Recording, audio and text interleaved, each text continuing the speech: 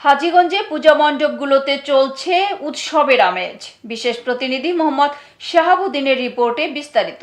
চাঁদপুরের হাজীগঞ্জে সনাতন ধর্মাবলম্বীদের সবচেয়ে বড় ধর্মীয় উৎসব শারদীয় দুর্গাপূজা উপলক্ষে পূজা মণ্ডপগুলোতে সপ্তমী শেষে আজ অষ্টমীতে দর্শনার্থীদের প্রচুর ভিড় লক্ষ্য করা যায়।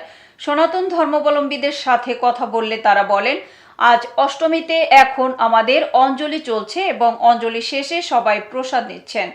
মূলত এ কারণেই পূজা মণ্ডপগুলোতে অন্য দিনের তুলনায় আজ একটু বেশি ভিড় দেখা দিয়েছে বলে তারা জানান।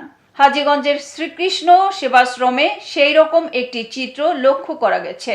দর্শনার্থীরা আশ্রমে এসে ছবি তুলছেন, আনন্দ করছেন। আশ্রমে আগত সনাতন ধর্মাবলম্বী ও দর্শনার্থীরা বলছেন, আমরা আজ আমাদের পরিবারের শিশু বাচ্চাদেরকে নিয়ে এসেছি প্রসাদ নেওয়ার জন্য।